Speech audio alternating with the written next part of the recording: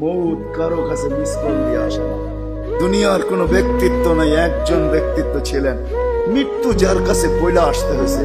আল্লাহ নিজে বলছেন মালাকুল মৌতকে, বন্ধুর কাছে যাবে, অনুমতি দিলে ঢুকবে, নাইলে ঢুকবে না। অনুমতি নিয়ে বুকে হাত রাখবে, নাইলে রাখবে না।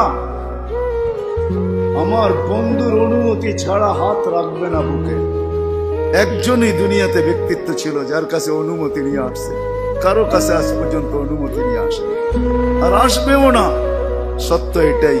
এই জন্য আসেন, ওই জান্নাত, এটাই আমাদের ছোট জীবনটার উদ্দেশ্য।